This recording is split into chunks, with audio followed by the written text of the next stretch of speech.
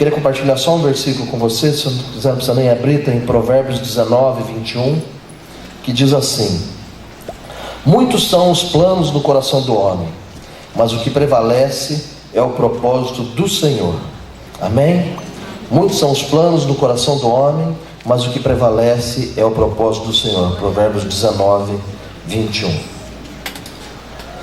Deus tem sonhos e projetos para cada um de nós, desde quando nós nascemos, desde antes de nós nascermos.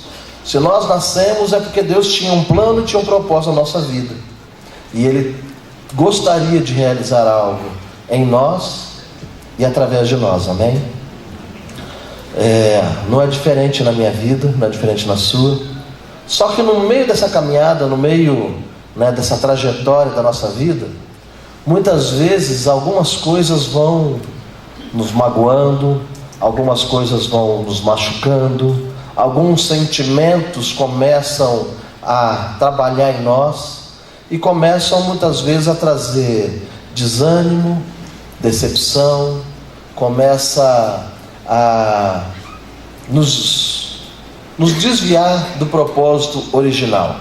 E às vezes outros projetos, outros sonhos acabam aparecendo e acabam tomando conta do nosso sentimento e do nosso coração. Mas Deus nos diz que nós podemos ter muitos planos, mas o que vai prevalecer é aquilo que Ele tem reservado, o propósito que Ele tem para as nossas vidas. Amém? Eu sou nascido aqui em Maringá, sou o primeiro membro da família paranaense. Minha família era toda do interior de São Paulo. Meus pais mudaram para cá no final da década de 60, para o meu pai trabalhar na Copel, quando ia construir a usina hidrelétrica ali em Camorão. E ele veio para cá para trabalhar de soldador. E minha mãe trabalhava em casa, e de vez em quando ela começou a fazer faxinas para fora. E depois, quando ela veio aqui para Maringá, ela começou a trabalhar de atendente de enfermagem num hospital, na Santa Casa. Então foi nesse contexto que eu nasci, em 1970. E eu era o caçula. Minha mãe já tinha tido 5 gravidezes anteriormente, já tinha 4 irmãos, e todos parto normal. E quando a minha mãe ficou grávida, e ela estava já nos dias de me ganhar, mas ela não sentia contração, e ela foi esperando, para poder ir até o hospital, as contrações chegarem, as dores do parto, para ela poder ir para o hospital. Mas elas não vieram, e um dia ela foi fazer um ultrassom, e aí o médico falou: olha, você tem que ir correndo para a sala de cirurgia para fazer uma cesárea, porque o cordão umbilical enrolou no pescoço do seu filho, e eu já não sei há quanto tempo está, eu tenho medo que já tenha faltado oxigenação no cérebro. Então ela foi correndo para a sala de cirurgia, e eu nasci assim, debaixo de um decreto do médico, quando ele fez a cesariana e viu que eu estava muito roxo, já tinha dificuldade de respirar. E depois que eu nasci, fizeram os primeiros exames, eletroencefalograma, e aí ele falou: olha, provavelmente ele vai ter que tomar comprimidos, Gardenal, para não ter ataque epilético, e nós não sabemos ainda se a mente dele vai estar completamente restaurada, se ele vai ter dificuldade de falar, de andar. Nisso quando eu comecei a caminhar, meus pés eram um pouco tortos também, então eu também tinha que andar de bota ortopédica e tomando remédio, e com um decreto, que muitas vezes não era aquilo que eu esperava, que era uma criança, esperava quando ela nasce.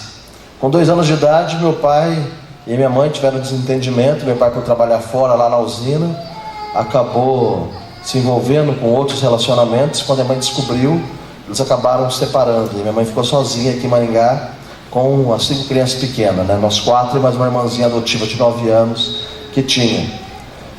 Tudo isso vão trazendo lembranças e sequelas no nosso coração, vão trazendo sentimentos, vão trazendo marcas na nossa alma, que às vezes o inimigo usa para dizer que você não vai dar certo, para dizer que você não é capaz, para dizer que você não tem todas as condições necessárias para você poder vencer, para você poder prosseguir, para que você seja vitorioso. Então, são segredos que nós vamos guardando no nosso coração no decorrer da nossa caminhada. Meu pai, depois da separação, ele voltou para o estado de São Paulo, e vinha eventualmente nos visitar, né, no final do ano. Então foi ficando cada vez mais distante meu relacionamento com meu pai. Quando eu tinha 6 anos de idade, minha mãe conheceu uma outra pessoa, meu padrasto, Oséias, que era para mim o meu verdadeiro pai herói. Como ele não tinha filho e eu era pequeno, ele passava todo o tempo junto comigo, brincando, jogando burquinha, jogando bola. Onde ele saía, ele me levava junto com ele.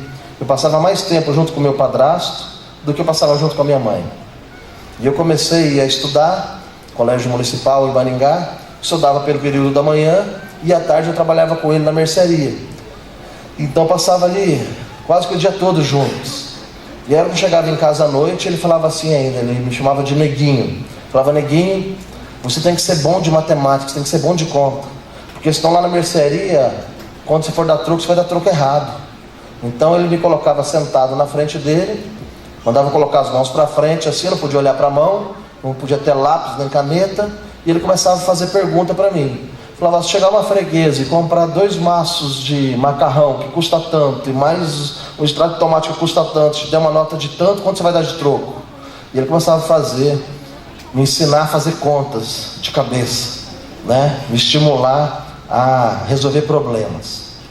E sempre que eu me arrumava alguma encrenca, alguma confusão na escola, quem ia me tirar daquela confusão era o Oséias, né? Chegava bilhetinho, eu levava para ele. Se eu levasse para minha mãe, ia dar complicação. Então ele levava os bilhetinhos lá para ele, ele me pegava uma caixinha de papelão, colocava no pacote de café, bolacha, algumas coisas, algumas guloseimas, e ele ia até a escola, né? E chegava lá na escola, falava assim: amada diretora, né? Vinha eu vindo para a escola pública, tantas dificuldades, né? Então trouxe aqui umas guloseimas aqui para vocês, todo pai ajudasse, né? A escola não teria tanta dificuldade assim. E aí ele perguntava, né? O que é mesmo que a senhora tem para falar para mim a respeito do Reinaldinho? Assim ele livrando minha barra. Até acho que o Chico Anísio se inspirou nele, naquele personagem dele, né? Do Armando Volta.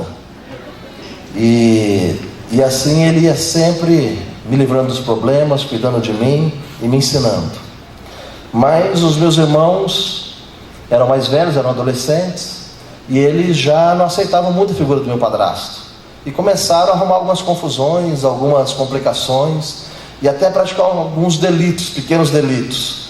Até que chegou um dia que o Oséias chegou para minha mãe e falou: Eneida, do jeito que está acontecendo as coisas não dá, você tem que decidir aqui, ou nós vamos colocar seus filhos num colégio interno, ou eles vão morar sozinhos, que eles já eram jovens, ou então nós vamos ter que tomar outra atitude, você tem que decidir, ou eles ou eu.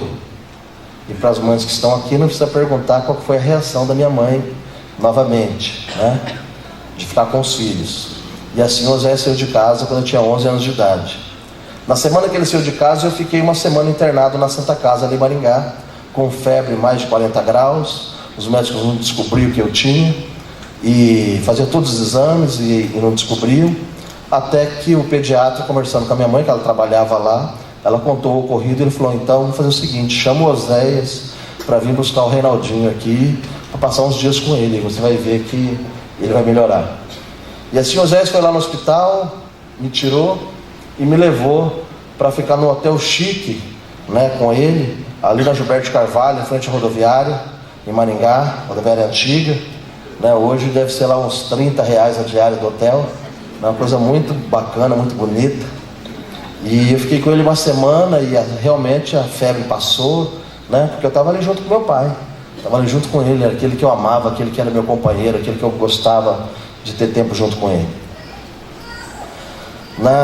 Só voltando um pouquinho atrás, quando a minha mãe se separou, ela frequentava muito a igreja católica e ela era muito ativa, mas ela, pela separação, ela não podia mais comungar, não podia, né, mais estar indo ali na igreja e exercendo as funções que ela tinha.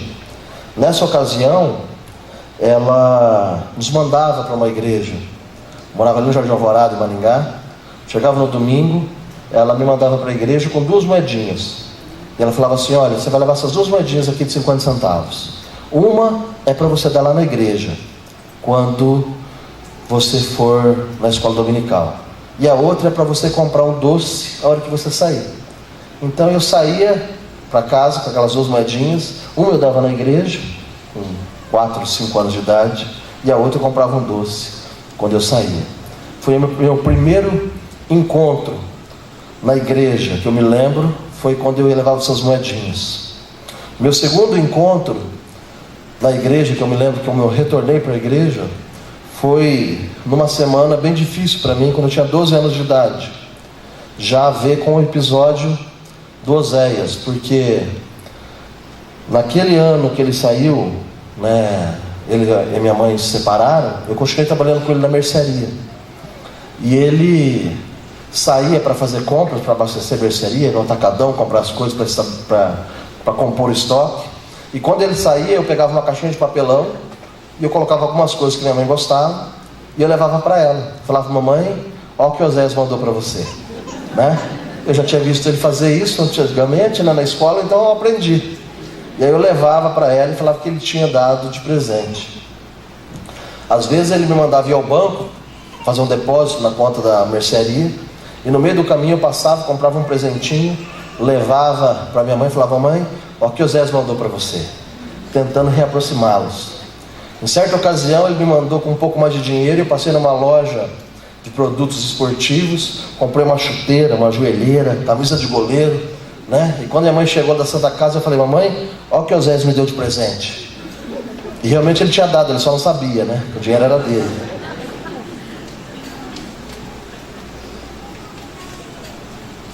Então eu tentava reaproximá-los. Naquela semana ele me chamou para conversar e falou assim: Neguinho, antes de você ir embora hoje na mercearia, eu queria que você conversasse comigo. Eu falei: tá bom. E eu vi que ele estava meio cabeça baixa, meio nervoso. E antes de eu ir embora, ele me chamou atrás do balcão e falou: olha, você sabe que eu e sua mãe nós nos separamos faz 1 ano, você vem tentando nos reaproximar, mas eu quero dizer para você que eu já estou num outro relacionamento. Eu conheci uma outra pessoa e eu pretendo me casar com ela, e eu queria te fazer um pedido. Eu falei: tá bom, pode pedir. E ele falou assim: então eu queria que a partir de hoje você não me chamasse mais de pai.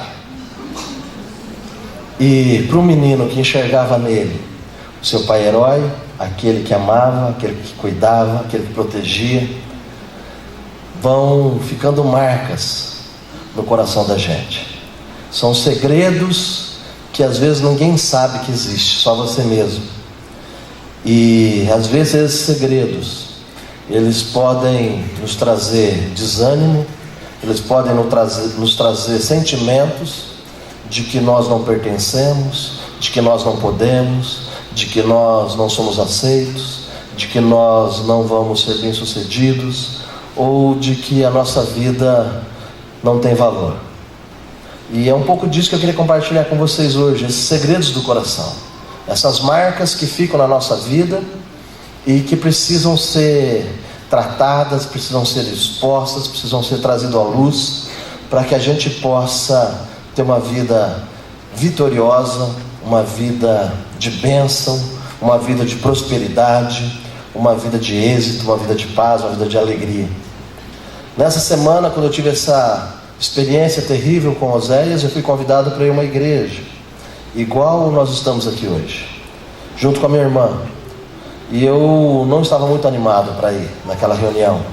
Foi meu segundo encontro, como eu disse para vocês, foi minha segunda vez de retomar a vir a uma igreja.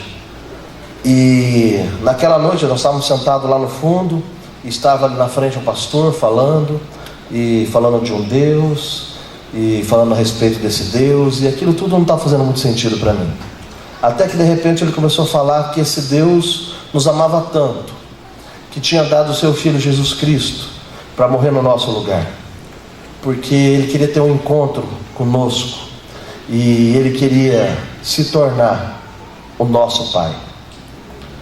E quando Ele falou aquela palavra Pai, aquilo começou a mexer comigo, com o meu coração, e de repente parecia que já não estava mais aquela igreja toda ali, parecia que estava só o pastor e eu, e parecia que Ele estava falando diretamente para mim. E Ele falava que se naquela noite eu assumisse esse compromisso se eu aceitasse o seu Filho Jesus Cristo como meu Senhor e Salvador, Ele entraria na minha vida e mudaria minha história. E que Ele, se existisse somente eu na face da terra, mesmo assim, Ele enviaria seu Filho para morrer no meu lugar, porque Ele queria ter um relacionamento comigo, de pai para filho. E naquela noite eu me lembro que a única pergunta que eu fiz, eu baixei minha cabeça e falei: Deus, se o Senhor existe, se o Senhor realmente é esse pai que ama, que cuida, que protege, se nessa noite eu tomar uma decisão e ter esse compromisso contigo, o Senhor promete que o Senhor vai entrar na minha vida e vai mudar a minha história. Eu creio nisso, mas eu tenho uma pergunta para fazer, e eu fiz uma pergunta para Deus. Nessa noite, se eu te aceitar, algum dia o Senhor vai me pedir para eu não te chamar mais de pai? Era a única coisa que eu tinha dúvida no meu coração. Era um segredo meu, nem minha mãe, nem minhas irmãs, nem meus irmãos, ninguém sabia disso. Mas era um segredo que estava no meu coração. E eu falei isso para Deus, e o Espírito Santo falou no meu coração naquela noite, que nunca foi desejo dele que o meu pai saísse de casa quando eu tinha 2 anos de idade, que nunca foi desejo dele que o Osés saísse da minha vida, mas que ele permitiu que o Osés ocupasse um pedaço da minha história, da minha infância, aonde eu ainda não tinha condições de me relacionar diretamente com ele, mas que agora ele queria se relacionar comigo, de pai para filho, e que ele mudaria a minha história. Aquela foi a melhor decisão que eu tive. A partir daquele dia, comecei a frequentar a igreja. Eu me lembro que naquela noite eu ganhei uma Bíblia de presente, porque eu tinha aceitado a Jesus, e eu fui ali na frente fazer oração, eles me entregaram uma Bíblia de presente, eu voltei para casa todo feliz, e comecei a me relacionar com esse pai, com esse Deus que me ama, que cuida e que tem prazer em abençoar os seus filhos. No próximo domingo eu voltei à igreja. No final do culto, aquele pastor falou: olha, nós terminamos o culto e eu gostaria de pedir que a igreja pudesse trazer uma oferta no altar, para que pudéssemos comprar mais Bíblias para presentear as pessoas que nos visitam ou que aceitam a Jesus. E eu fiquei olhando e não foi ninguém à frente. No outro domingo eu voltei à igreja e o pastor fez o mesmo apelo: olha, acabaram as Bíblias, eu queria pedir aqui uma oferta para que a gente pudesse comprar mais Bíblias. E não foi ninguém à frente da oferta. Eu voltei para casa naquele domingo, falei com a minha mãe não ia à igreja. Falei: mamãe, eu quero fazer uma coisa. Ela falou: o quê? Eu quero pegar o dinheiro que eu tenho guardado para comprar Bíblias lá na igreja. Ela falou: qual o dinheiro? Eu falei: aquele que está lá na caderneta de poupança. Ela falou: aquele da bicicleta? Eu falei: é. Ela falou: mas faz 3 anos que você está juntando dinheiro para comprar uma bicicleta. Eu falei: eu sei, mamãe. Eu lavava carro do vizinho, eu pegava a latinha, vendia ferro velho, eu pegava terreno para capinar para ganhar dinheiro, eu vendia sorvete, vendia algodão doce, tudo que falava que era para ganhar dinheiro eu fazia para juntar o dinheiro para comprar minha primeira bicicleta. E aquele dinheiro estava guardado. E ela falou: mas quanto que você quer tirar daquele dinheiro? Eu falei: eu quero tirar tudo.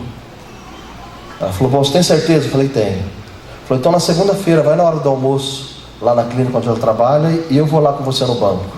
Eu era de menor, não podia sacar o dinheiro, e eu fui até lá na Caixa Econômica com ela na segunda pela manhã, saquei todo aquele dinheiro das minhas economias de 3 anos de trabalho e fui até o Centro Bíblico, que ficava próximo ali da Caixa Econômica, e consegui comprar 14 lindas Bíblias de couro, bem bonito, e fiquei muito feliz. Eu falei: vou levar à igreja. Mas eu pensei assim: até domingo é muito tempo. Eu estava tão feliz que tinha comprado aquelas Bíblias que eu resolvi levar naquele dia mesmo para a igreja, porque entre o centro da cidade e a minha casa, a igreja ficava no meio do caminho.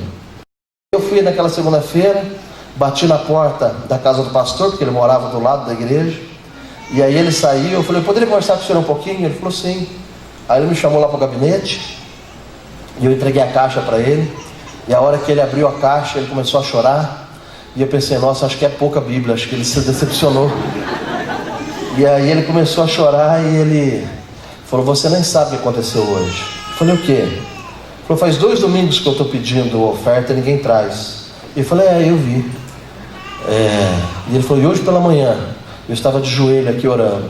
Eu falei, Deus, eu não vou mais pedir oferta, porque se o Senhor não tocar o coração, não adianta eu ficar muito falando. E o Espírito Santo falou no meu coração, ele disse, não precisa mais pedir oferta, porque eu já levantei um grande homem para trazer as Bíblias. E naquele domingo, quando o pastor foi contar esse testemunho, e aí ele me chamou lá na frente da igreja, e foi um mover muito grande, e eu tenho certeza que a partir daquele dia nunca mais faltou dinheiro para comprar a Bíblia na igreja, porque Deus tem sonhos e projetos para realizar na nossa vida. Mas tem uma coisa que Deus não deixa que haja competição, é com o nosso coração. Nós não podemos servir a dois senhores. Nós não podemos servir a Deus e a Mamon. Está lá em Mateus 6. Não é porque é difícil, é porque é impossível. Ou nós servimos a Deus com a nossa adoração, com o nosso coração, com a nossa dependência, ou nós servimos a Mamon, que é o Deus do dinheiro. Ou nós cremos que nós temos um Pai que nos ama, que nos protege, que tem prazer em nos abençoar, ou então nós vivemos apenas na força do nosso braço. Uma das coisas que Deus tem nos ensinado, a mim e a minha esposa, desde quando nós casamos, é a dependência de Deus. Eu e minha esposa, nós nos casamos numa circunstância que nós não tínhamos a menor condição financeira para o casamento. Nós não tínhamos dinheiro para fazer festa, não tínhamos dinheiro para nada, para alugar casa. Aí meu sogro, muito bondosamente, resolveu nos fazer uma festa em Porto Rico junto com a minha sogra, né? Fizemos nosso casamento civil na cidade, comprou uma novilha, fez um jantar muito gostoso. Meu cunhado, muito solícito, sempre junto com a minha irmã, ajudando a decorar, fazendo patezinho, bolachinha, organizando tudo. Eu e minha esposa não tínhamos dinheiro para contratar uma floricultura, saímos andando nos pastos, pegando rabo de burro, pegando flores para poder decorar o salão. Foi assim o início do nosso casamento. Eu comecei a trabalhar, ganhava R$200 por mês, R$50 por semana de ajuda de custo para eu poder viajar e vender. Alugamos um apartamento em Maringá que custava R$120 de aluguel e 60 de condomínio. Pagava 20 de dízimo. Sobrava o quê? Não sobrava mais nada. Quantas vezes nós estávamos ali em casa, sem dinheiro para ir ao mercado, de repente a minha sogra ligava e falava: olha, o maloteiro está levando uma encomenda para vocês. Porque tinha um maloteiro do banco, que ele ia até Porto Rico, onde eles moravam, que era o local final, e depois ele vinha trazendo os malotes do banco até Maringá, onde era a compensação. Então, saía lá de Porto Rico com uma caixinha, né, com comida, com as coisas para nós, e lá nós chegávamos no final de tarde e íamos lá no hotel, onde o maloteiro deixava a caixa para a gente buscar. Quantas vezes eu e minha esposa íamos à igreja e tinha um momento da adoração, um momento de trazer uma oferta, e a gente colocava a mão no bolso, na carteira, tinha apenas R$1 ou R$2, mas não era o que estava sobrando, era 100% que nós tínhamos. Era muitas vezes o dinheiro para comprar o pão e o leite para o Mateus, nosso filho, no outro dia. E a gente tirava aquele dinheiro e entregava no altar. Nós não tínhamos dinheiro no banco, não tínhamos reserva, não tinha nada. Era a oferta da viúva. Era aquela moedinha de 50 centavos que a minha mãe me ensinou a entregar quando eu tinha 4 anos de idade. Só que no outro dia pela manhã, às vezes a minha mãe, às vezes alguém batia na porta e falava: olha, passei na padaria, tinha um pão quentinho, comprei um pão e um leite e trouxe para vocês. Deus nunca deixou faltar nada na nossa casa. Sabe por quê? Porque Ele tem prazer em nos abençoar, Ele nos ama e cuida de nós. Ele fala para nós olharmos para as aves dos céus, para os lírios do campo. Se nascem hoje e morrem, e Ele se preocupa, e ninguém se veste, nem Salomão como os lírios. Ou olhar para as aves que não plantam, não guardam em celeiro, mas contudo o Pai Celestial as alimenta. Se Ele faz isso com os lírios do campo, com as aves do céu, o que Ele não faz com as nossas vidas? Quando nós cremos que a nossa provisão está garantida pela misericórdia e pela graça de Deus, nós podemos ficar despreocupados e podemos agir na liberalidade daquilo que Deus tem para fazer nas nossas vidas. Quantas vezes eu e minha esposa, no início do nosso casamento, nós não tínhamos dinheiro, nem aquele R$1, R$2. E aí, minha esposa, quando nós casamos, ela tinha muita roupa. E ela chegou um dia que nós tínhamos dinheiro, eu falei, amor, vamos semear roupa, sapato, bolsa. E aí fomos ao guarda-roupa e começamos a pegar, e ela falava assim, nossa, mas essa aqui é a melhor que eu tenho. Eu falei, então, isso é mesmo? A gente tem que dar o melhor para Deus. E as nossas melhores roupas, os melhores calçados que nós tínhamos, fizemos uma trouxa e levamos à igreja. Vamos, pastora, distribui aí para aqueles que precisam. Porque nós sabíamos que nós não dependíamos apenas da nossa profissão, do nosso trabalho ou da força do nosso braço. Nós dependíamos de um Pai que nos ama, que nos protege e que tem prazer em nos abençoar. A única coisa que Ele não quer é ser duvidado. Eu e minha esposa, desde o primeiro dia que nós casamos, antes da nossa noite de núpcias, nós nos ajoelhamos e colocamos a nossa vida diante de Deus. Falamos, Senhor, abençoa o nosso casamento, abençoa a nossa história, nos dá estratégia, nos dá a direção, nos dê prosperidade. Nós casamos, nós não tínhamos televisão, não tínhamos guarda-roupa, não tínhamos geladeira. A geladeira nossa foi um presente que o meu sogro e minha sogra deram para minha esposa, que estava na República da casa dela. Sabe aquela geladeira Consul, cor de fusca, azulzinha clarinha? E só quando eu fui escrever o livro que eu descobri que o meu sogro já tinha comprado de segunda mão no casamento dele, né? Eu achei que tinha comprado nova pelo menos, mas já era de segunda mão e já estava depois de 25 anos na República. Minha esposa estava estudando ali em Maringá. E ela já vinha com adereço, que era uma câmara de ar de bicicleta, com um gancho na porta, para fechar a porta, porque as borrachas estavam ressecadas e o trinco estava quebrado. Então precisava da câmara de ar para poder fechar. Foi assim que nós começamos nosso casamento, em 1994. Nós não tínhamos sofá, tínhamos 2 espumas, colocava ali as espumas no chão. Minha esposa, sempre muito criativa, colocava um lençol em cima das espumas, pegava um cobertor, enrolava sobre o lençol, fazia o rocambole e era o encosto do nosso sofá. Assim foi o nosso início de casamento há 24 anos atrás. Me lembro que depois de 2 anos, quando nós casamos, nós conseguimos comprar o nosso primeiro sofá. Um sofá lindo, lindo, xadrez, roxo, com violeta, alaranjado. Parecia uma festa junina. Era algo assim, maravilhoso. O Mateus era pequenininho. Eu me lembro que nós ficamos até as 3 horas da manhã, tirando foto do Mateus pulando no sofá. Da alegria dele ter um sofá em casa. Acho que o Mateus tem mais foto naquele sofá do que ele tem em qualquer outro lugar até hoje. Sabe, você saborear as pequenas conquistas, é saborear os pequenos começos, é crer que a realidade que você está passando, momentânea, não é aquilo que Deus tem para você lá na frente. É apenas um processo que está acontecendo. Quando nós cremos que nós dependemos de Deus, quando nós cremos que Ele nos ama, que Ele nos protege e que Ele tem prazer em abençoar os seus filhos, nós podemos agir muito mais liberalmente com aquilo que Ele tem confiado a nós, para que Ele possa multiplicar. Muitas vezes Deus tem entregado sementes nas nossas mãos, e quantas vezes, por medo ou por necessidade, nós temos comido a semente que Ele tem nos dado, e a gente não tem semeado, a gente não tem trazido no altar, porque a gente fica pensando, não, mas o dia que eu tiver bastante, eu vou fazer. E Deus fala para a gente ser fiel no pouco, que sobre o muito Ele nos colocaria. Do nosso casamento em 94, dos R$200, começamos a orar e a buscar a Deus. Eu e minha esposa orávamos todos os dias, antes de dormir, pelos propósitos, por aquilo que Deus tinha colocado diante de nós. E de madrugada, às 3 horas da manhã, durante muitos anos, nós acordávamos todos os dias às 3 horas da manhã para orar juntos. E antes de eu sair para trabalhar, minha esposa orava, abençoava, como ela fez comigo agora há pouco ali no banco, antes de eu subir aqui. Não tem nada que eu vá fazer sem que a minha esposa ore e interceda por mim.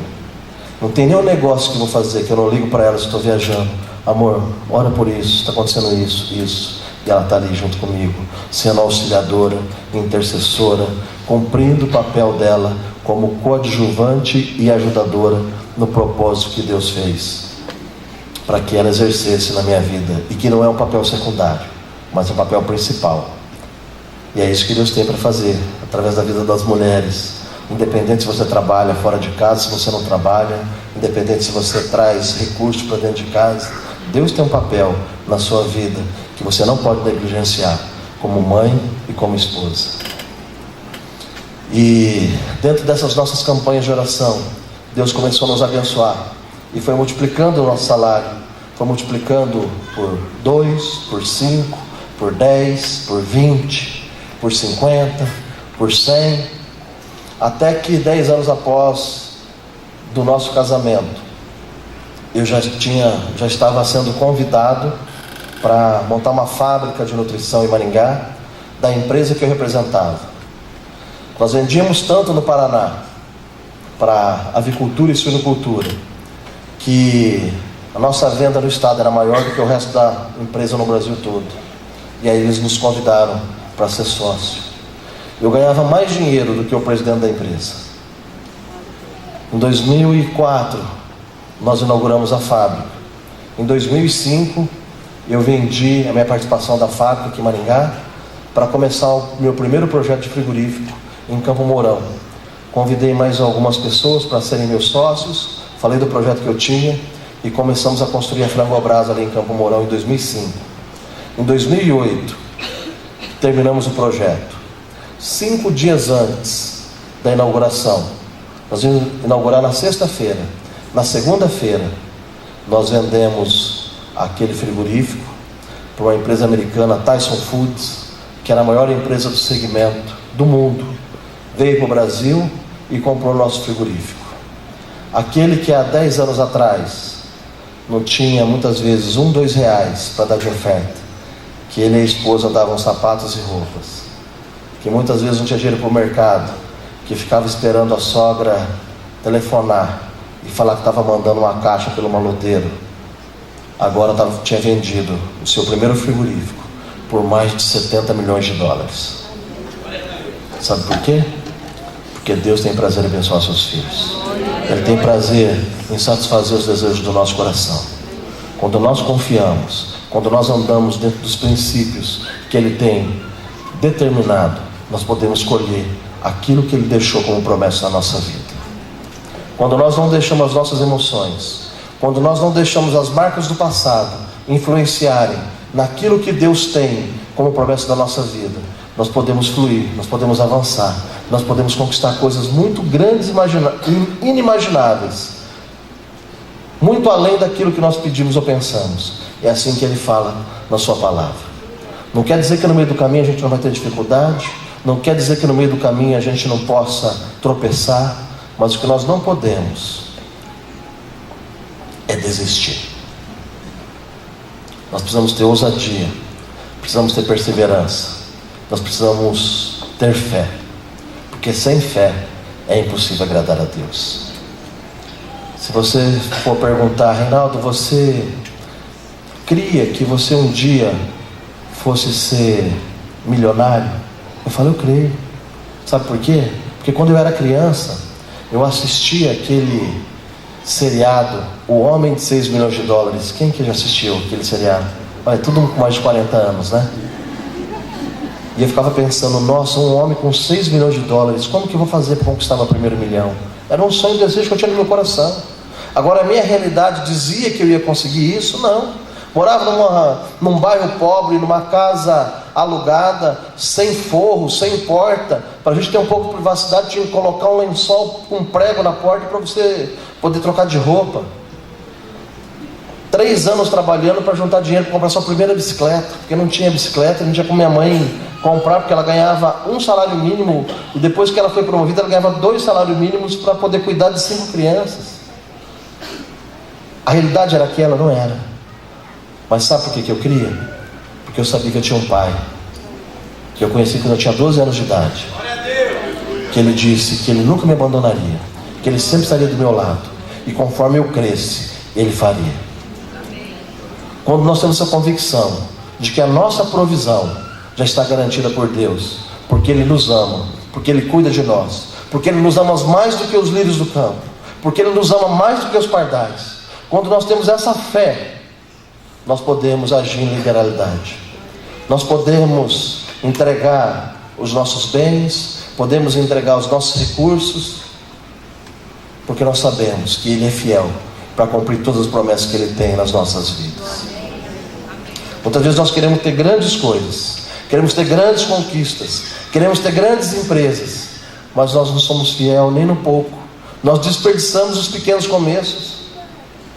Às vezes você pode ter um sonho de ter um grande restaurante. Fala, eu quero ter o maior restaurante aqui de Paranavaí. Mas a tua vizinha fala, eu estou trabalhando tanto que eu não consigo fazer comida. Você não quer vender umas marmitas para mim, cozinhar para mim? Aí você olha para a vizinha e fala, eu? Marmiteiro? Onde já se viu? Por que vai fazer isso? A gente quer ter o grandão, mas a gente não quer começar por baixo, começar pequeno. Então a gente não pode desperdiçar os pequenos começos, porque eles vão nos levar a grandes portas, a grandes promessas que Deus tem para a nossa vida.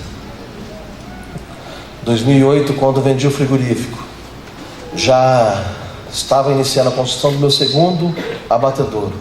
O primeiro, aqui em Campo Mourão, tinha capacidade para bater até 160 mil frangos por dia. O segundo, o projeto era para bater até 420 mil frangos por dia, mais do que o dobro. Começamos a construir em 2009. Em 2012 ele ficou pronto. Então você não desanima não, que eu já estou em 2012, falta só 6 anos para terminar. Em 2012, em abril de 2012, ele ficou pronto e nós inauguramos um dos maiores e melhores frigoríficos do Brasil. Reportagem de meia página do jornal Valor Econômico, as principais revistas especializadas do setor, entrevista coletiva, vendo aquela obra entre era construída e pavimentada de quase 100 mil metros quadrados. Um dos mais bonitos e modernos. Vivendo a melhor fase da nossa vida. Aquele que não tinha a bicicleta com 11 anos, agora tinha avião próprio, carros importados, casa em condomínio, apartamento na praia, onde grandes celebridades e grandes empresários também têm apartamento, viajando para o exterior, desfrutando do melhor que era possível. Inauguramos o frigorífico em 2012, 3 meses após a inauguração. Crise nos Estados Unidos, quebra da safra norte-americana de grãos. O que tem a ver isso com o meu negócio? Frango come ração, 95% é milho e soja. Preço da soja e do milho dispararam no mercado. Farelo de soja custava R$500, do mês para o outro foi para R$1.500. O milho mais do que dobrou de preço. Antes você comprava com 60, 90 dias de prazo, agora para carregar o caminhão de milho ou de farelo de soja, você tinha que fazer até dia antecipado para entrar na fila, porque ninguém queria vender. Porque se o produtor vendesse hoje, amanhã o preço subia e ele perdia dinheiro. Se ele não vendesse amanhã, ele deixava para depois de amanhã, estava mais caro. Então ninguém queria vender. Mesmo quando você tinha dinheiro para comprar, você não conseguia comprar. Se vocês forem lembrar, várias matérias na televisão mostrando produtores soltando frango na rua, matando pintinho, porque não tinha ração para tratar. Nós entramos nessa crise, em 6 meses nós estávamos devendo mais de R$20 milhões. Os meus sócios, eu era o sócio majoritário, mas tinha 3 outros sócios minoritários, já numa outra fase da vida deles, entraram em desespero, porque eles não confiavam que existia um Deus que protege, que cuida, que independente das circunstâncias, Ele está no controle e que Ele, no final, vai nos dar a vitória. Entraram em desespero. Um dia à tarde foram na nossa casa, os 3, e um deles falou: Reinaldo, amanhã, se você não assinar aquele contrato de parceria, eu vou deixar uma carta assinada dizendo que você é o culpado e vou dar um tiro na minha cabeça e vou me matar. Queria fazer uma parceria com outro frigorífico e eu não queria, porque eu conhecia a pessoa que era proprietário já há alguns anos. Eu falei, ele não vai cumprir aquilo que ele está prometendo. Mas naquela pressão, eu falei, eu não tenho o direito de submeter meu sócio a essa circunstância. E no outro dia fui para assinar o contrato e falei para ele, tudo bem, eu assino esse contrato de parceria, mas eu não quero um negócio mais com vocês. Ele vem para cá, assume junto com vocês a gestão do frigorífico, eu vou embora para casa e assim que resolver o problema financeiro, que entrar financiamento, que entrar dinheiro, que ele tinha prometido ter colocado dentro da empresa, vocês compram a minha parte, vocês tocam o frigorífico. E eles toparam fazer isso, só que isso foi uma conversa informal. No contrato não estava constando isso. Esse parceiro entrou no frigorífico, começou a usufruir daquilo que a gente tinha construído, usar o nosso estoque, não colocou dinheiro algum lá dentro. Chegava no final do mês, mandava o funcionário, falava, você não precisa vir mais trabalhar aqui não. Não pagava o salário dele do mês, não pagava a rescisão e mandava embora. O funcionário não estava no nome dele, estava no nome da minha empresa. Dentro de pouco tempo, nós já tínhamos mais de 500 ações trabalhistas, porque ele não pagou ninguém. As contas começaram a vencer, ele não colocou dinheiro, 100, 200, 300 protestos. Começaram a haver as execuções, porque não pagavam. Financiamento que nós tínhamos feito com 10 anos de prazo, 2 anos de carência, que durante aquele período nós tínhamos que pagar apenas a parcela dos juros, nem o juro ele pagou, e o financiamento de 10 anos venceu antecipado 100%. Dentro de poucos meses, nós estávamos devendo 120 milhões de reais, porque todo o financiamento venceu antecipado. Mandei uma notificação para romper o contrato com ele. Ele trouxe uns capangas das fazendas dele, colocou na porta do frigorífico e não deixou mais eu entrar.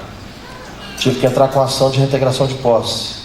No dia que o juiz nos deu a reintegração de posse, ele, junto com alguns políticos, conversaram com o prefeito da cidade, onde tinha construído o frigorífico, e forçaram o município a entrar com uma ação, dizendo que se eu assumisse o frigorífico que era meu, que estava no meu nome, com as dívidas no meu nome, a cidade ia quebrar. E com base numa lei lá das épocas da ditadura militar, por 1 milhão de motivos, aquele prefeito entrou com uma ação às 2 horas da tarde, e às 6 horas da tarde, o presidente do Tribunal de Justiça aqui do Paraná revogou o cumprimento da sentença, e eu fiquei fora do frigorífico de novo. E agora, para eu retomar o frigorífico, se eu quisesse, eu teria que recorrer ao Supremo Tribunal de Justiça, numa ação que demoraria alguns anos e que consumiria alguns milhões de reais de honorários advocatícios, porque eu já tinha perdido em segunda instância, porque o presidente do tribunal tinha dado aquela decisão no meio daquele conluio, junto com políticos e com esse outro empresário. Naquela sexta-feira, quando eu recebi essa decisão, falei para minha esposa, amor, pega as crianças, vai para Porto Rico, na casa dos seus pais. Eu quero ficar em casa sozinho. Eu preciso conversar com meu pai. Eu preciso de uma estratégia. Eu preciso de uma direção. Ela ficou preocupada, porque quantos empresários em momento de crise acabam cometendo loucura? Mesmo me conhecendo, ela falou, eu vou sair de casa para você ficar sozinho, mas à noite eu volto para ficar aqui com você. Eu entrei no meu quarto na sexta-feira, sem comer, sem beber. Falei, só vou sair daqui quando Deus falar comigo e me der uma direção. Fiquei lá na sexta, fiquei no sábado, fiquei no domingo pela manhã. No domingo à tarde eu estou lendo a Bíblia, orando. Estou lendo lá em Isaías 45, quando Deus diz a Ciro, eis que eu te tomo pela mão direita, vou diante de você, vou abrir as portas, quebrar os ferrolhos de ferro, vou te dar os tesouros ocultos e escondidos. Aquele versículo saltou aos meus olhos e eu falei, Deus, é isso que eu preciso. Eu preciso que o Senhor me dê esses tesouros, porque eu não tenho condição alguma de enfrentar tudo isso que está acontecendo. E aí Ele me deu uma visão como a Terra, o globo terrestre, só que no formato de um cofre. Eu falei, meu Deus, então os tesouros já estão aí, já estão aqui na terra. E Ele mostrou no meu coração, sim, tudo que você precisa eu já fiz, porque eu fiz primeiro o fim, para depois fazer o começo. Todo o potencial que você precisa já está dentro de você. Deus já fez e já colocou dentro de você. Todos os recursos que você precisa já estão disponíveis. Basta apenas nós descobrirmos eles. E eu vi aquele globo no formato de um cofre. E eu falei: Deus, então, se os tesouros já estão aqui, já estão na terra, disponíveis para mim, me dê a senha desse cofre, que eu preciso abrir o cofre para ter acesso a esse tesouro. E aí o Espírito Santo começou no meu coração e falou: você já sabe qual que é a senha, você já sabe qual que é o segredo desse cofre. Eu falei: é? Ele falou: é. Lembra quando você ia para a igreja com 4, 5 anos, que tua mãe te dava 2 moedinhas e você dava uma no altar? Lembra quando você se casou, que você e seu esposo iam lá e davam 1, 2 reais de oferta? Lembra quando vocês não tinham dinheiro e você dava sapato, roupas, bolsas? O segredo desse cofre são os dízimos e as ofertas. Falei: amém. Nós estávamos numa campanha de oração em casa já há algum tempo, junto com os pastores da nossa igreja. Eu liguei para minha esposa e falei: pode trazer as crianças, Deus já falou comigo. Sentaram todos ali no pé da cama, naquele domingo à tarde. E eu contei aquilo que Deus tinha falado comigo em Isaías 45. Liguei para os nossos pastores e falei: vocês podem estar aqui amanhã cedo, aqui em casa conosco? Posso, por quê? Porque Deus deu uma direção. E aí eles foram na segunda-feira cedo lá em casa, e eu falei o que tinha acontecido. E naqueles dias, a única coisa que nós tínhamos era um dinheiro que tinha entrado numa conta nossa, de um pagamento, era 6 mil reais, e 2 carros que não estavam no nosso nome. Por isso que eles não estavam bloqueados e não tinham sido arrastados pela justiça. Eu fiz um cheque com 6 mil reais e pegamos as 2 chaves dos carros. Falei: toma, nós queremos entregar no altar. E os pastores falaram assim: não, nós não vamos aceitar, nós sabemos a tua necessidade, você não pode fazer isso. E eu falei: não nos impeçam de sermos abençoados. E com muito custo ligaram para outra pastora, nós, e pegaram aquela oferta e foram embora. E eu falei: a partir de hoje, se vocês quiserem vir aqui em casa, não vai ser mais para orar, não vai ser mais para pedir, mas se vocês quiserem vir aqui, vai ser para nós adorarmos a Deus, porque eu sei que Ele vai intervir e vai nos dar a vitória.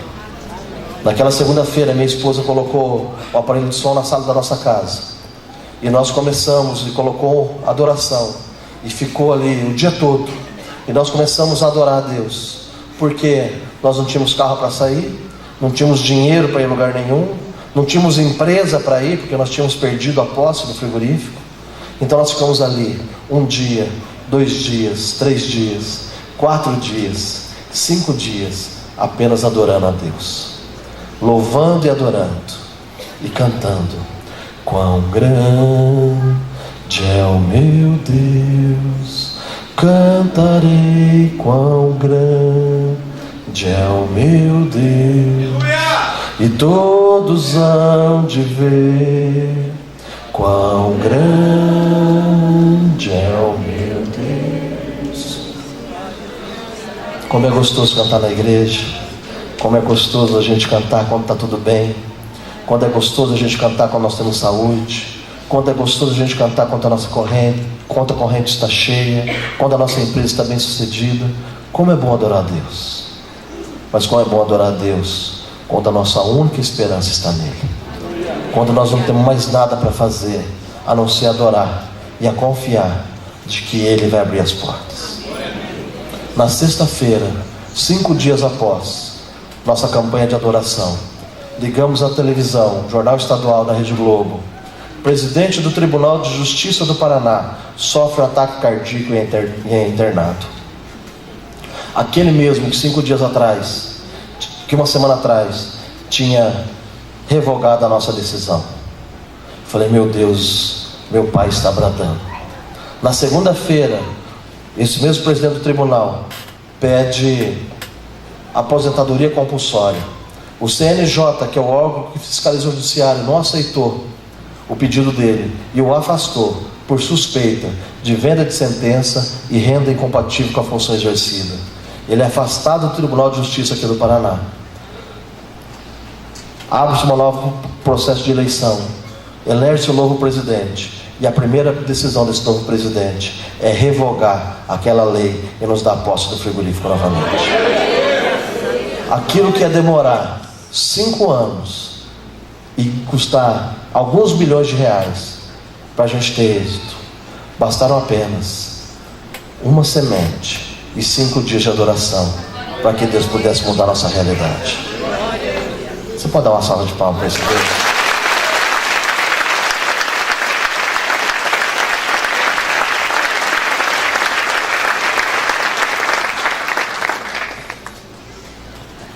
Deus tem prazer em nos abençoar. Tomamos posse do frigorífico. Deus deu uma direção de comprarmos as parte dos os outros 3 sócios. Eles não acreditavam mais no negócio. Fiz uma proposta de comprar deles parcelado. Comprei parcelado a parte deles. Quando nós tínhamos 100% do frigorífico, Deus deu uma outra direção. Nós fizemos um negócio. Em uma semana, Deus nos tirou de uma dívida de 120 milhões de reais para um superávit, para um lucro de mais de 200 milhões de reais. Sabe por quê? Porque Ele tem prazer em abençoar os seus filhos. Nesse negócio nós fomos para o Mato Grosso. Recebemos como parte do pagamento algumas propriedades. Hoje nós temos lá uma granja de suíno, que era a granja que eu tinha vontade de estagiar quando me formei, que era a maior granja de suíno do Brasil, que os americanos construíram. Eu tinha vontade de estagiar, e hoje Deus nos deu ela de presente. Ela estava sendo desativada, porque o resultado dela era muito ruim. Já tinha passado por 6 donos, 6 maiores empresas do segmento, multinacional ou nacional, já tinham sido dono daquela empresa, e não tinham conseguido fazer com que ela prosperasse, por causa da mão de obra, por causa dos resultados. A média, para vocês entenderem, o índice que você avalia a granja é pelo número de leitões que uma fêmea produz durante o ano, uma porca produz. Então o índice de referência, a média nacional é em torno de 26 a 27 leitões produzidos por uma porca por ano. Lá na granja estava entre 20 e 22, 20% abaixo do que é a média nacional. Por isso que eles estavam desativando a granja e estavam vendendo. Hoje, nesse mês, nós estamos fechando acima de 30 leitões desmamados por porca. É a melhor granja do Brasil, o melhor resultado. Porque eu estou lá, porque eu estou trabalhando, sim, eu estou fazendo o meu possível. Mas quando nós fazemos o nosso possível, Deus faz o impossível por nós. Porque Ele tem prazer em nos abençoar. Ele tem prazer em satisfazer os desejos do nosso coração. Então, nesta noite, eu queria te convidar a você deixar as marcas do passado, a você deixar aquilo que muitas vezes marcou o seu coração como um momento de tristeza, como um momento de decepção, muitas vezes pessoas que te traíram, muitas vezes palavras que foram ditas que você não conseguiria, que você não teria sucesso, que você não venceria. Eu não sei qual é a sua necessidade, eu não sei qual é a tua circunstância. Eu só sei falar para você que o mesmo Deus que fez na minha vida, na vida da minha esposa, na minha família, Ele está aqui hoje e Ele quer fazer na sua vida. Se você crê que Ele é o mesmo ontem, hoje e sempre, eu queria que você levantasse o seu lugar e eu gostaria de orar por você.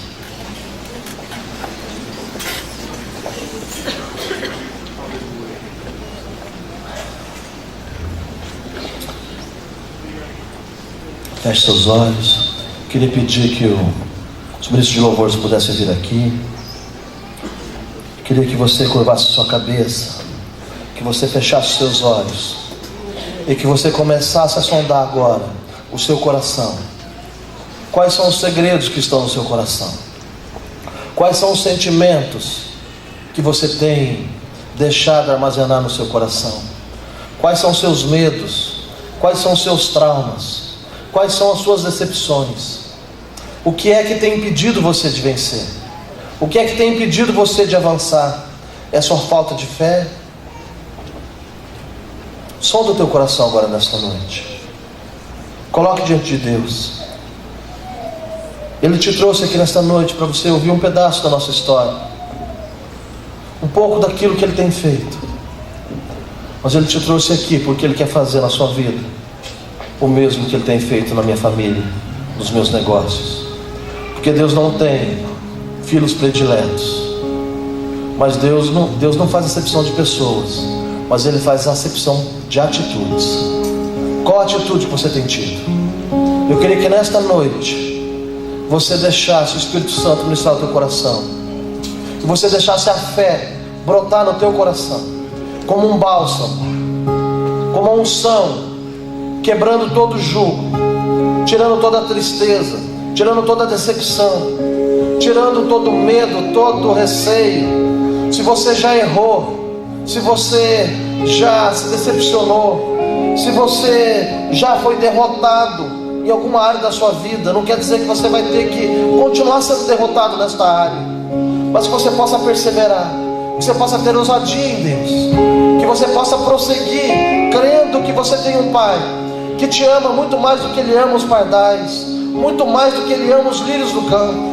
E Ele está aqui nesta noite, e Ele quer fazer diferença na sua vida, Ele quer mudar a tua história, Ele quer poder te dar um novo começo. E é a partir desta conferência, que Ele está ministrando no teu coração, e é a partir desta noite que Ele vai fazer um novo começo. Só depende de você crer, só depende de você ter fé, só depende de você apresentar diante dEle as tuas petições, as tuas orações, as tuas decepções, os segredos do seu coração. Conta ao teu Pai. Ele está aqui nesta noite, Ele quer ouvir a tua voz, Ele quer ouvir de você o que é que está te prendendo, o que é que está falando no seu coração. Conte a Ele. Ele é especialista em curar traumas do coração, Ele é especialista em curar a nossa alma, Ele é especialista em trazer um novo ânimo, um novo vigor, uma nova unção, uma nova disposição. Apresente diante do Pai nesta noite. Ele está aqui, Ele quer mudar a tua história, Ele quer mudar a tua vida empresarial, Ele quer mudar teus negócios, Ele quer mudar a tua família, em nome de Jesus. Pai, em nome de Jesus, Senhor, nós estamos aqui nesta noite, Senhor, abrindo o nosso coração diante do Senhor. Nós estamos contando ao Senhor, Pai, os nossos segredos, os nossos medos, as nossas decepções, as nossas preocupações, as nossas ansiedades. Pai, ouça a nossa oração, ouça o nosso clamor nesta noite, Pai. Senhor, assim como o Senhor tem mudado a minha história, a história da minha família, mude, Pai Santo, a história e a vida dos teus filhos. Senhor, em nome de Jesus, eu quero profetizar sobre a vida do teu povo. É um novo tempo, Senhor. É uma nova caminhada, é tempo de portas abertas. Senhor, dê a eles novas estratégias, dê a eles novos sonhos. Senhor, em nome de Jesus, revele a eles, Pai Santo, o profundo e escondido. Senhor, traga a eles os tesouros ocultos e escondidos.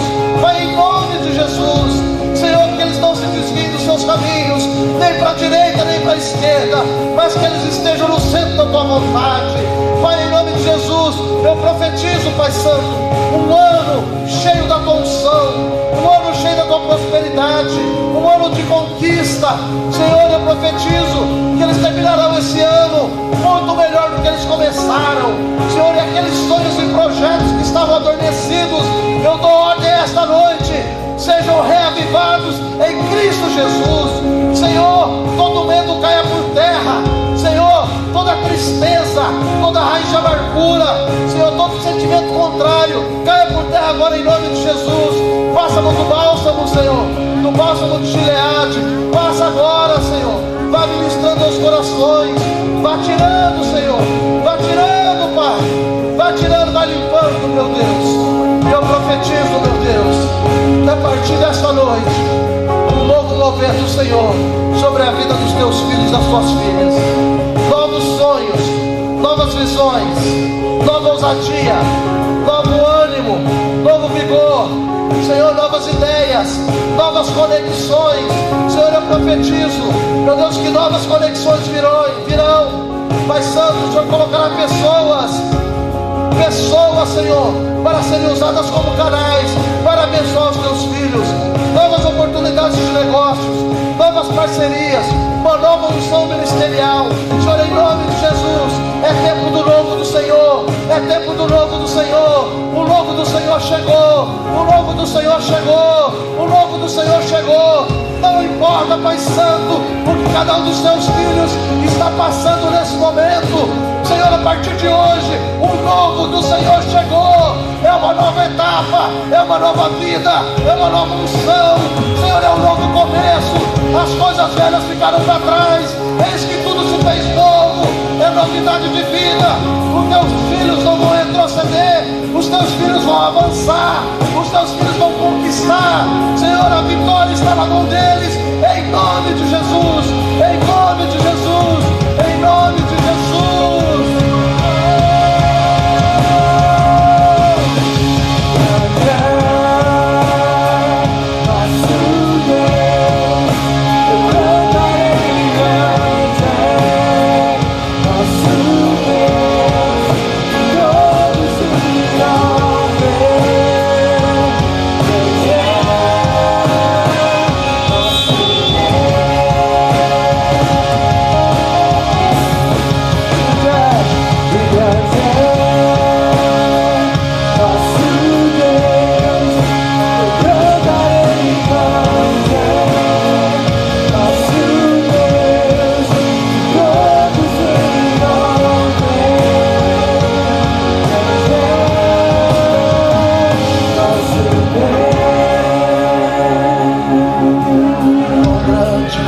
Quão grande é o nosso Deus.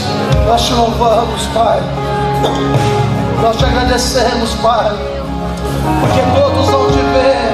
Quão grande é o nosso Deus. Senhor, nós profetizamos que Paraná vai ver. Quão grande é o nosso Deus. Nós profetizamos que Alto Paraná vai ver. Quão grande é o nosso Deus. Nós profetizamos que Nova Esperança vai ver. Quão grande é o nosso Deus. Nós profetizamos que Terra Rica vai ver. Quão grande é o nosso Deus. Nós profetizamos, Senhor, que esta nação virá. Quão grande é o nosso Deus. Que testemunhos serão contados, vidas serão transformadas, e todos vão te ver. Quão grande é o nosso Deus.